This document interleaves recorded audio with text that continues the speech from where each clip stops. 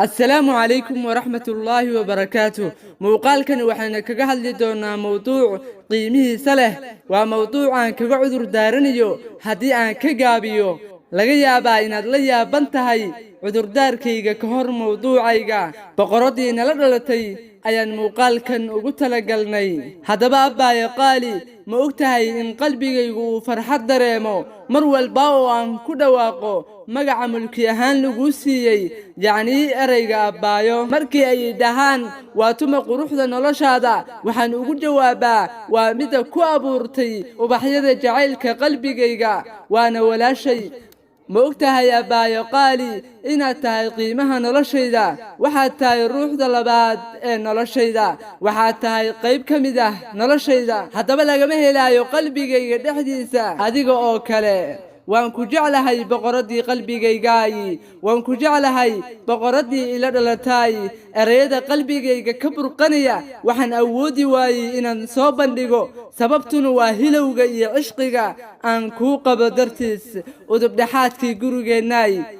rugtii dhoola cadaynta iyo farxadda ishii ay ka soo burqanaysay qosolkii qurxoona magacayga iyo sharaftayda midii kor ugu qaaday dadka iyo dalka dhexdiisa maxaan u xasuusan waayay maalmihii qurxoonaa ee aad ila qaadatay nolosha ku qurxoon la jirkaaga waan ku jeclahay saaxiibtii gurigeenna abbaayo qaali waxaan u aqaanaa ninka ragga ah midka markasta dhowra qalbiyada gabdhaha maadaama ay gabdhuhu yihiin quruurad dhowrsan sifooyinka ugu qurxoon ee ragguna waa in gabdhaha ay u noqdaan sadiiq iyo runlow haddana aamin ah waxaan u mahad celinayaa allihii ii kaa dooray si laablakac leh si farxad iyo jacayl leh allow waad mahadsan tahay goor walba iyo mar walba walaashay waa hibo iyo deeq igaga timid rabbigayga xaggiisa waqtiga aan diyaarinayay muuqaalkan waa amin duhur caraab ah oo ayna soo galayso casar waxaan durbadiiba xusuustay in walaashay ay ku jirto jikada si ay inoo farxad geliso waxaan nahay kuwo markaas caajisan kadib shaaha ay karisay ayaan ku noqonnaa kuwo firfircoon abbaayo alle subxaanahu wa tacaala ha gudo abaalkaaga abbaayo macaan waan ognahay inaan ka gaabinay abaalkiinnii noloshuna wallaahi waxay ku qurxoon tahay la jirka marka aadna dhex joogto wardadow ma xusuusataan meeqa maalin ayay ilmada naga tiraysay annagoo ciil iyo carana hayso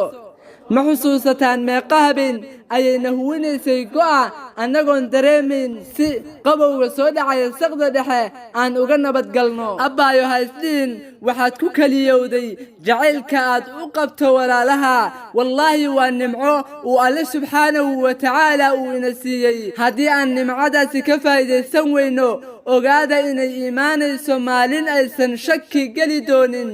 guurista ay kaa guurayso أكادي أنكو حسوسي وقبيق قيمها بدنا ألا كل شيء ما خلى الله باطل وكل نعيم لا محالة زائل ورهويا ددو وحو البوء لك سوهري وباطل وحان شك كجر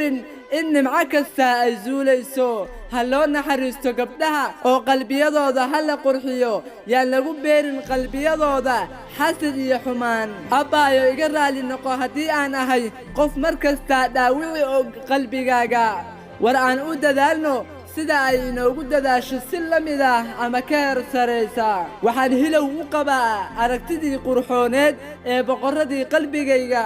boqoradii qalbigayga waan idin jecelnahay gabdhaheenniyow waan qirsannahay in guryaheenna aad u tihiin ilays iyo shumac gabdhahayna la dhashay waa kuwo awood u leh inay ogaadaan waxa aan rabno ama ciriiriga aan dareemayno waa kuwo dareemaya weli ma arkin miya adiga oo dareemaya walwal iyo walbahaar miyaysan gadaasha istaagin iyadoo ilmaynaysa oo ku gelisay laabteeda gabdhaheenniyo wallaahi waxaa tihiin boqorada dunidan inoogu hogaamiya sharafta ee alle subxaanahu wa tacaala ha idin dhowro aniga ahaan waxaan ahaa intii aan muuqaalkan diyaarinayay mid aad u ilmeeya tabis aan tabayo boqortooyadii ay dhaleen waalidkay waxaa laga abuuray feerteenna waxay ahaayeen qayb inaga mid ah waxay ahaayeen kuwo markasta ka fakera horumarka waxa ay ku faanan kartideenna waxa ay iftiinsadaan oo ay weelsadaan waqti kasta iyo mar kastaba ilayskeenna guusheenna waa guushooda wayna tirsadaan waxaan u nahay xidigo u iftiimiya noloshooda markasta waxay noo rajeeyaan liibaan sidaa darteed aan u abaalgudno dhegtaada ii soo dhowee aan si sir ah kuugu sheego in gabdhaha inala dhashay ay jecel yihiin inay mar kasta oo aan aadayno xaflad ama meel heer sare loo soo agaasimay inay shaatiga iyo dharka ay iyagu noo geliyaan barfuunkana ay iyagu inagu shubaan waxay ahaayeen kuwo mar kasta ku taahi jiray inayna arkaan annagoo adduunkan wax la qaybsanayna noqonnay xidigo iftiimiya dunidan gabdhaheenniiyow waxaad tihiin udubdhexaadkii gurigeenna quruxdii nolosheenna qurxinaysay boqoraddii qalbigeennaay waan ku jecelnahay walaasheenniyay noloshayda maalmihii igu qurxoonaa waxay ahayd maalmihii aan aaday safarkii aan ku booqday waalidkay markii aan guriga ka soo baxayay wakhtigii aan ka soo laabanayay safarkaas waxaan soo baxay iyagoo aad u ilmaynaya gacantayduna waxay kari weysay in ay dhahdo macsalaamo ahaan alle ayaan idinkaga wakiil dhigay walaalahaygiyow oo isaga ayaa idin xifdin doonaa